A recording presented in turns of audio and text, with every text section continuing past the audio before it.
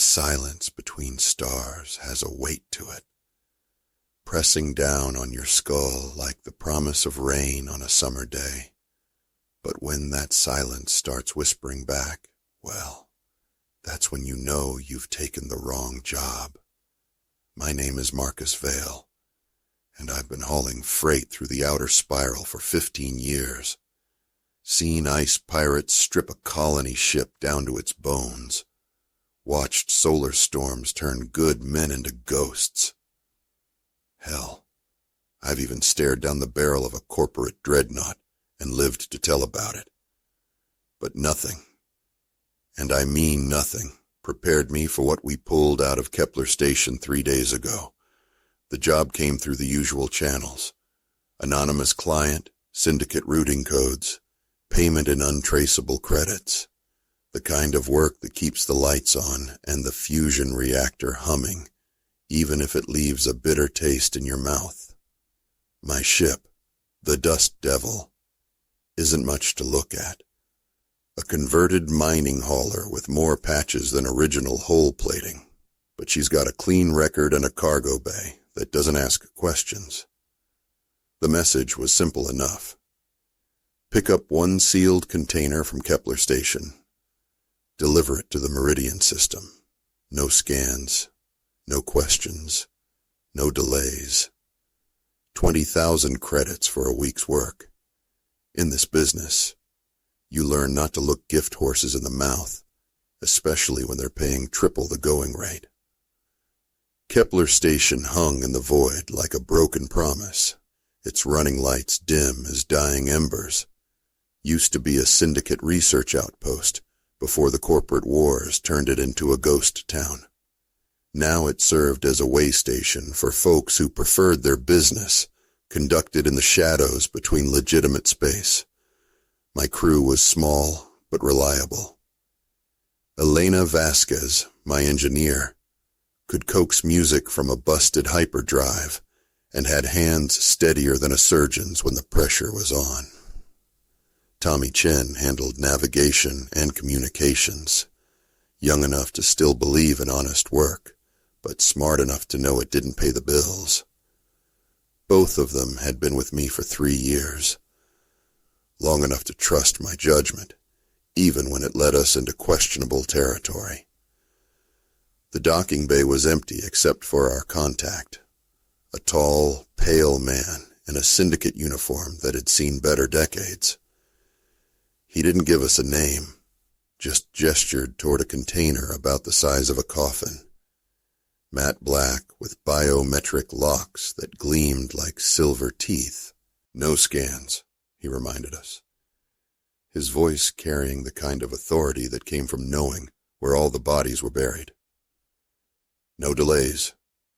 You deliver this to the coordinates provided, collect your payment, and forget this transaction ever happened. I nodded, watching Tommy and Elena load the container into our cargo bay, with the kind of careful reverence usually reserved for unstable explosives. The thing was heavier than it looked, and there was something about it that made the hair on the back of my neck stand up. Maybe it was the way the metal seemed to absorb light, or how the air around it felt thick as honey. But 20,000 credits bought a lot of silence, so I kept my concerns to myself. The first jump went smooth as silk. We cleared Kepler's gravity well and engaged the hyperdrive, slipping into that strange space between spaces where time moves like molasses and dreams bleed through the bulkheads. Standard procedure called for minimal crew during jump cycles.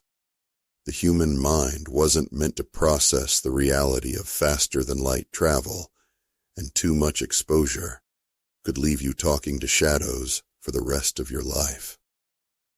I was alone on the bridge, monitoring our trajectory through the swirling chaos of hyperspace, when I heard it.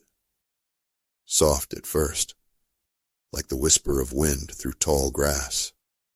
Then clearer, more insistent. Words in a language I didn't recognize, but somehow understood in my bones. Come closer, the voice said, feminine and sweet as poisoned honey. Come see what wonders we carry. I checked the ship's internal sensors, looking for signs of atmospheric breach or system malfunction. Everything showed green.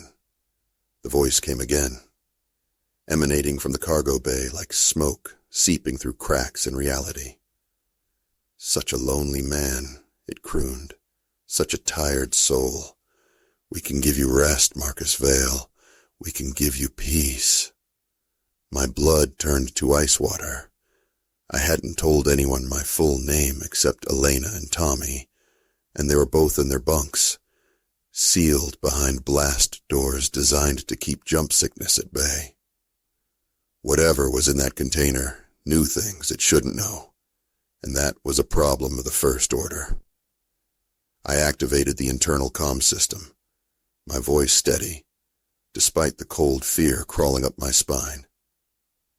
Elena, Tommy, report to the bridge. We've got a situation. They emerged from their quarters, looking groggy but alert, the way experienced spacers do when their captain calls an emergency. Elena's dark eyes swept the bridge displays, while Tommy checked our navigation computers for anomalies. "What's the problem, Cap?" Elena asked, her slight accent making the word sound like music. "Sensors show all green." Before I could answer, the whispers started again, clearer now that we were all together. The voices, I could hear multiple speakers now, a chorus of the damned, seemed to pour from the ventilation system like smoke. 3 souls, they sighed in unison. 3 hearts beating in the dark. Come to us, children. Come and see the truth that waits in the spaces between stars. Tommy went pale as moonlight, his hand moving instinctively to the plasma pistol at his hip. "Cap, please tell me that's some kind of system malfunction." I wished I could, but the truth was written in the way the temperature had dropped 10 degrees in the last minute, and how the lights flickered in rhythm with those impossible voices. "Elena, I need you to run a full diagnostic on our cargo bay. Look for energy signatures, atmospheric anomalies, anything that might explain what we're hearing." She nodded and moved to her station, fingers dancing across the control surfaces with practiced efficiency. The results made her frown deepen with each passing second. "Marcus, this doesn't make sense. The container is completely sealed, no energy emissions, no atmospheric breach. But the thermal sensors are showing temperature fluctuations in a pattern I've never seen before." The whispers grew stronger, more insistent. I could feel them crawling inside my skull like living things, promising secrets and salvation in equal measure. The rational part of my mind knew we should jettison the container and run for the nearest corporate patrol, but 20,000 credits was more money than we'd see in 6 months of legitimate cargo runs. "You cannot run from us," the voices laughed, reading my thoughts like an open book. "We are already inside you, Marcus Vale, in your dreams, in your fears, in the spaces between your heartbeats. Soon you will understand. Soon you will join us." That's when Elena screamed. I spun around to find her collapsed at her station. Eyes rolled back white as pearls, her body convulsing like she was being electrocuted. Tommy rushed to her side while I checked the medical sensors, but they showed nothing wrong. Heart rate elevated but stable. Brain activity normal. No signs of toxin exposure or system failure. Then she started speaking in that same alien language, her voice overlapping with the whispers from the cargo bay, until they formed a harmony that made my teeth ache. The words meant nothing to me, but I could feel their intent like ice water in my veins. They were calling something, summoning it from the dark spaces between reality. "Tommy, get her to the medical bay," I ordered, drawing my sidearm even though I knew bullets wouldn't help against whatever we were dealing with. "Sedate her if you have to, but keep her away from that container." He nodded and lifted Elena's convulsing form, carrying her toward the ship's small medical facility.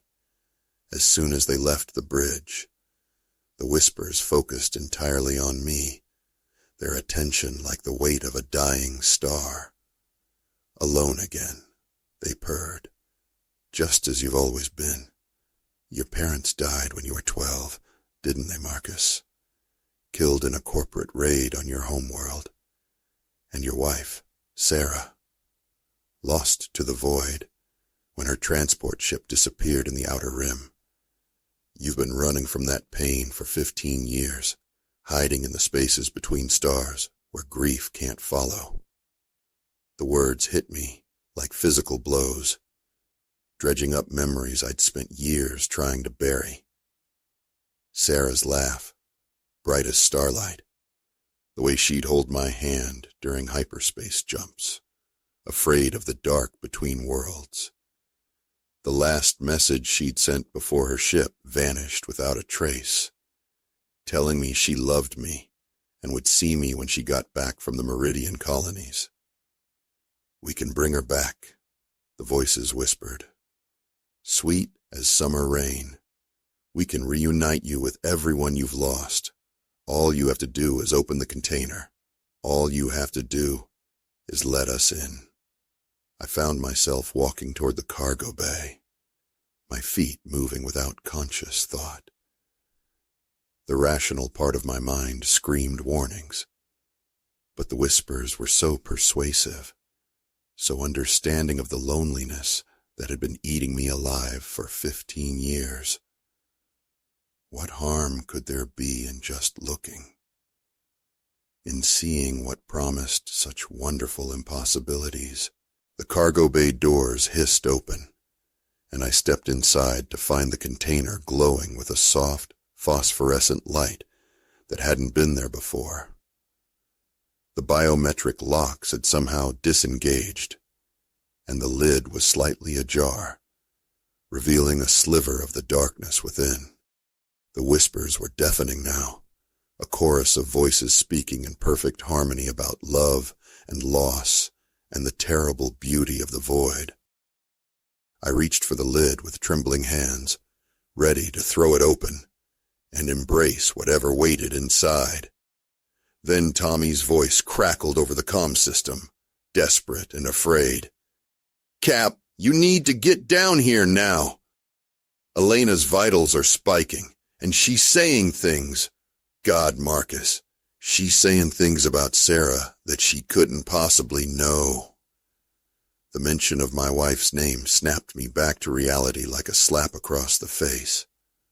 Whatever was in that container had been reading my memories, using my pain as a weapon against my better judgment. I backed away from the glowing coffin, my hand steady on my sidearm, despite the voices screaming in fury at my defiance.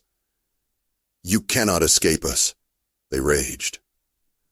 "We are already inside your ship, inside your crew, inside your very soul. Soon, there will be nowhere left to run." I sealed the cargo bay and ran for the medical facility, where I found Tommy holding Elena down as she thrashed against the restraints.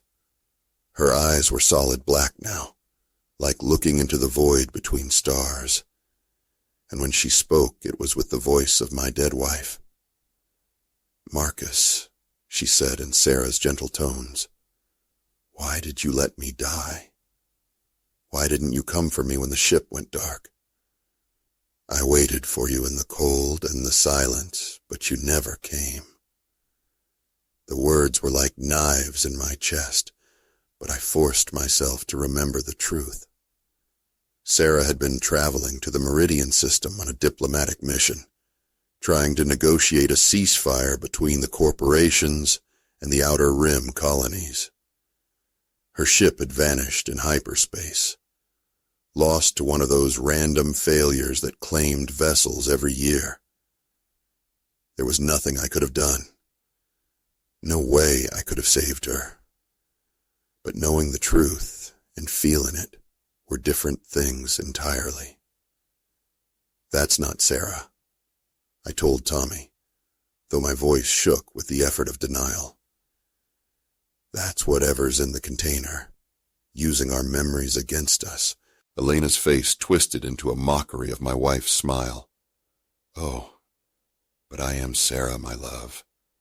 I'm here, waiting in the dark between stars, and I can be with you again if you'll just open the container. Just let us in, and we can be together forever. I drew my plasma pistol and aimed it at the medical bay's control panel. Tommy, I need you to initiate an emergency drop from hyperspace, now. But Cap, we're still 2 days out from the delivery coordinates. Do it! I shouted, firing a burst of superheated plasma into the console. Sparks flew as the medical bay's systems went dark, and Elena's, or Sarah's, laughter echoed through the ship like the sound of breaking glass. Tommy ran for the bridge while I stayed with Elena, watching her convulse as whatever had taken hold of her fought against my interference. The ship shuddered as we dropped out of hyperspace, reality reasserting itself around us like a fist closing tight. Normal space felt clean after the tainted whispers of the jump, and for a moment I thought we might have escaped whatever was hunting us. Then the container began to sing. The sound came through the bulkheads like a physical force, a harmony so beautiful and terrible that it made my bones ache. I could hear Tommy screaming from the bridge, and Elena's body went rigid as the alien melody washed over her. The lights flickered in rhythm with the song, and I could feel the ship's hull groaning under some impossible pressure. I ran to the cargo bay, knowing I had to end this before it consumed us all. The container was fully open now, its lid thrown back to reveal a darkness so complete it seemed to eat light itself. The song poured from that void like liquid shadow, and I could see shapes moving in the depths, twisted forms that might once have been human, reaching toward me with desperate, grasping hands. "Join us," they sang in Sarah's voice, in my parents' voices, in the voices of everyone I'd ever lost. Join us in the space between spaces, where there is no pain, no loneliness, no grief, only the endless song of the void. I raised my plasma pistol and aimed it at the container, knowing that one shot would breach the ship's hull and kill us all. But death was better than whatever those things offered, and I'd rather die as myself than live as their puppet. "Marcus, don't!" Elena's voice, her real voice, called from behind me. I turned to see her standing in the doorway, her eyes clear and focused for the first time since the whispers began. "It's not what you think. They're not trying to hurt us. They're trying to warn us. Elena, get back to the medical bay. That thing is still in your head."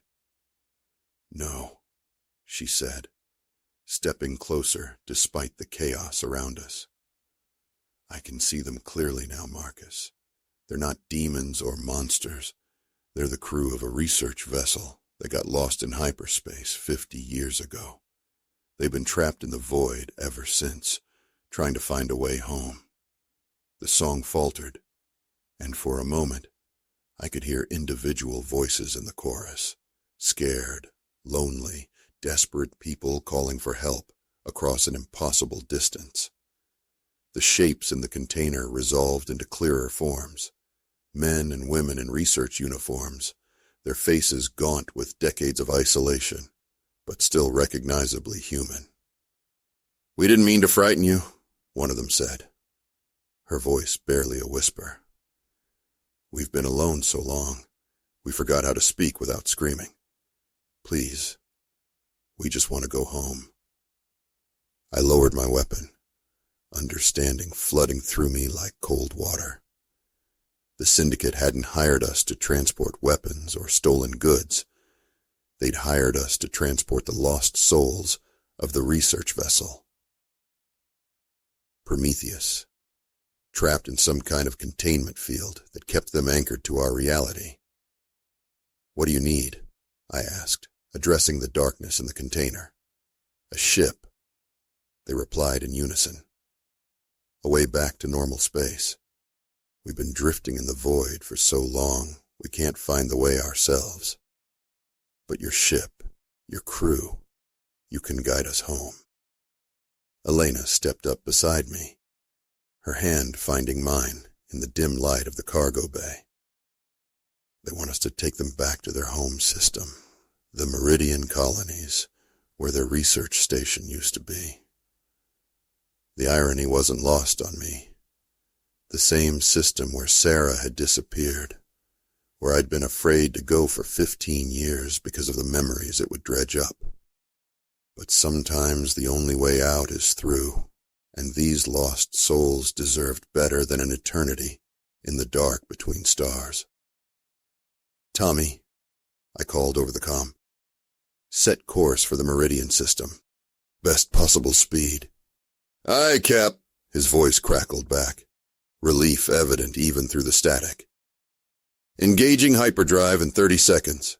As we slipped back into hyperspace, the whispers changed. Instead of desperate pleas and alien harmonies, I heard stories. Tales of the research team's work, their hopes and dreams, their families waiting back home. They'd been studying the nature of hyperspace itself, trying to understand the strange physics that allowed faster-than-light travel. Their last experiment had gone wrong, trapping them in a dimensional fold where time moved differently and reality was negotiable. The journey to Meridian took 2 days, but it felt like a lifetime. Elena and I took turns talking with the lost souls, learning their names and stories, helping them remember what it meant to be human.